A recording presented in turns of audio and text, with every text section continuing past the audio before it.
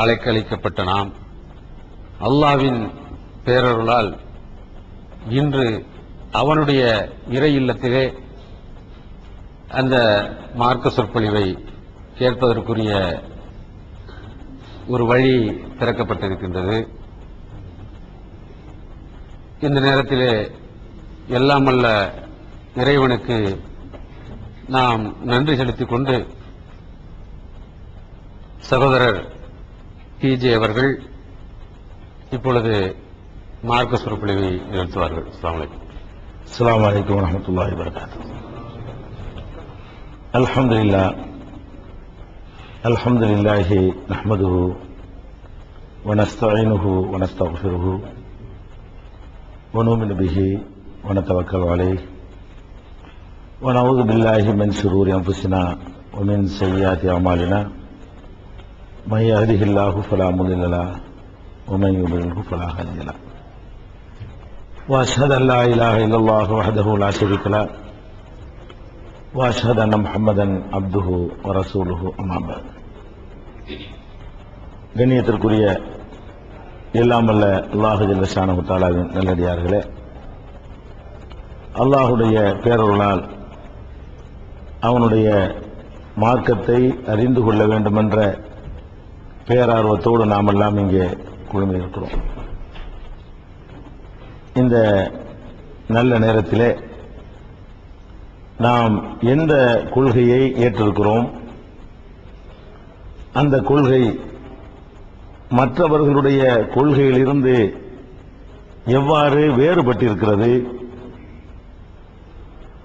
நாம் மாத்திரம் மற்றவர்களால் கடுமையாக ஏன் எதிர்க்கப்படுகிறோம் என்பது பற்றிய சில விளக்கங்களை உங்கள் மத்தியிலே நான் சுட்டிக்காட்ட விரும்புகிறேன். அல்லாஹ் ரப்பல் ஆலமீன் நபிமார்களை இந்த உலகத்திற்கு அனுப்பி அவர்கள் மூலமாக எந்த செய்தியை மக்களுக்கு கொடுத்தானோ அந்த செய்தியைத்தான் நம்முடைய கொள்கையாக மக்கள் மத்தியிலே நாம் வைக்கிறோம். அல்லாஹ்விடமிருந்து நபிமார்கள் செய்திகளை பெற்று அதற்கு செயல் வடிவம் கொடுத்து மக்களை அல்லாஹ்வின் பாதையில் அழைத்தார்கள். நம்ம கவனிக்க வேண்டிய விஷயம் என்னன்னு கேட்டா, நாம் சொல்வது சத்தியமா இருக்க ஏன் எதிர்க்கிறார்கள் நம்ம ஆச்சரியப்படக்கூடாது. நாம் நல்லவர்களாகத்தானே வாழ்ந்து கொண்டிருக்கிறோம், நம்ம யாருக்கு எந்த இடைஞ்சலும் பண்ணலையே, அப்படி இருந்து ஏன் எதிர்க்கிறார்கள் அப்படி நீங்க நினைக்க கூடாது. அப்படி இருந்தா எதிர்க்கப்பட்டார்கள். நாமளாவது நிறைய தப்பு தவறுகள்லாம் செய்திருப்போம். நபிமார்களை பொறுத்த வரைக்கும் அவர்களுடைய நுபுவத்துக்கு முந்தி உள்ள வாழ்க்கையை பார்த்தீர்களானால் ரொம்ப பரிசுத்தமான வாழ்க்கையாக இருந்திருக்கிறது. நபிகள் நாயகம் ஸல்லல்லாஹு அலைஹி வஸல்லம் அவர்கள் தன்னை இறை தூதர் என்று சொல்வதற்கு ஆதாரமாக கூட என்ன சொன்னார்கள் தெரியுமா? நான் உங்கள்ட்ட இறை தூதர்னு சொல்றேனே, திடீர்னு வானத்திலிருந்து குதிச்சா சொல்றேன், உங்களோட தான் நான் வாழ்ந்திருக்கிறேன், அந்த வாழ்ந்த காலத்துல நான் ஏதாவது ரிமார்க் எனக்கு உண்டான்னு கேட்டாங்க. அல்லாஹ் ரப்பல் ஆலமீன் அப்படி கேட்க சொல்றான். எப்படி சொல்றான்? ஃபகத் லபிஸ்து ஃபீக்கும் உம்ரம் மின் கப்லிஹி அஃபலா தஅகிலூன். ஏராளமான ஆண்டுகள் உங்களோட நான் வாழ்ந்திருக்கிறேனே, அதுக்கு பிறகுமா என்னை நம்ப மறுக்கிறீங்க? இந்த ஊர்ல தான் பிறந்தேன், இங்க தான் வாழ்ந்தேன், இங்க தான் வளர்ந்தேன், இங்க தான் என்னுடைய வாலிப பருவத்தை கழிச்சிருக்கிறேன். நான் எந்த ஒரு ரிமார்க் உள்ளவனாக குறைபாடு உள்ளவனாக உங்கள் மத்தியில் வாழவில்லை. ரொம்ப நேர்மையாக ஒழுக்கமாக அப்பளுக்கு இல்லாதவனாக வாழ்ந்து காட்டியிருக்கிறேன். அதுக்கு பிறகுமா நம்ப மறுக்கிறீர்கள் என்ற தகுதியோடு போகும் பொழுது கூட இந்த கொள்கை எதிர்க்கப்படக்கூடிய கொள்கையாகத்தான் இருந்திருக்கிறது. ஹக்கு அவ்வளவு லேசர் உள்ளத்துல போகாது. ஏன்னா அந்த கொள்கை ஏற்றுக்கொள்றதா இருந்தா நபிகள் நாயகத்தினுடைய குட்வில் இருந்துச்சு பாருங்க, அந்த நற்பெயரு, அதுக்காக வேண்டி இந்த மக்கள் ஏற்றிருக்கணும். சொல்ற ஆள் யாரு?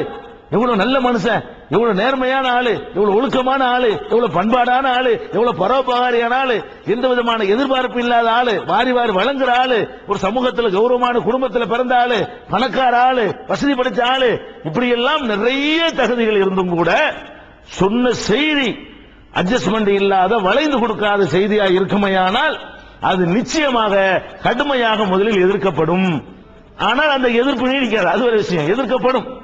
அந்த எதிர்ப்புகள் மெல்ல மெல்ல என்ன செய்யும்? வலுவிழந்து இறுதியில சத்தியம் தான் வெற்றி பெறும் என்பதை நபிகள் நாயகம் ஸல்லல்லாஹு அலைஹி வஸல்லமுடைய வாழ்க்கையில் நாம் பார்க்கிறோம். முதல்ல அவர்கள் எடுத்து வைக்கக்கூடிய அஸ்திரம், லா தஸ்மஊ லிஹாதல் குர்ஆன், இவர் சொல்ற குர்ஆனை கேட்றாதீங்க. ஃபர்ஸ்ட் எதிர்ப்பு எப்படி வரும்னு கேட்டா, அந்த பிரச்சாரத்தை கேட்பதிலிருந்து மக்களை தடுக்கணும். ஏன் தடுக்கணுங்கிறாங்க? கேட்டா அது உள்ளத்துல போயிரும், போனா அது அவங்களை ஈர்த்துரும். நம்மள மாதிரி ஆட்கள் ஒரு சுயநலத்துக்கு இதை செய்யறோம். சாதாரண மக்கள் ஹக்கை ஏத்துக்குருவாங்க. நம்மள மாதிரி ஆட்கள் தெரிந்து கொண்டே எதிர்க்கிறோம். சாதாரண மக்களுக்கு எந்த எதிர்பார்ப்பு இல்ல, எந்த பதவி ஆசை இல்ல, உங்களுக்கு எந்த விதமான சுயநல நோக்கம் கிடையாது. எது நல்லது அதை செஞ்சுட்டு போகலாம்னு நினைக்கக்கூடியவர்களா இருக்கிறோம். இப்படிப்பட்ட மக்கள் இந்த ஹக்கை கேட்டுவிடக் கூடாது என்றால் அதுக்கு முதல்ல செய்யற வேலை என்னன்னு கேட்டா, அன்றைக்கு மக்காவில் இருந்த காபிர்கள், அபூஜஹில் வகைராக்கள் செய்த பிரச்சனை என்ன? கேட்காதே, அவர் சொல்றதை கேட்க கூடாது, அவருடைய பிரச்சாரத்தின் பக்கம் நீங்க காது கொடுக்க கூடாது.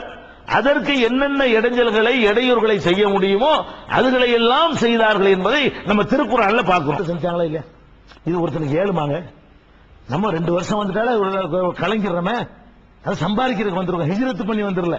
அவங்க நாளைக்கு போய் உங்க சொத்தை நீங்க எடுத்துக்க தான் போறீங்க. நீங்க அங்க இருந்து வந்திருக்கீங்க, 3 மாசம் அழுதுட்டு இருப்பீங்களே, வந்தவன இறங்கி ஒரு 3 மாசம் என்ன செய்வீங்க? அழுதுட்டே இருப்பீங்க.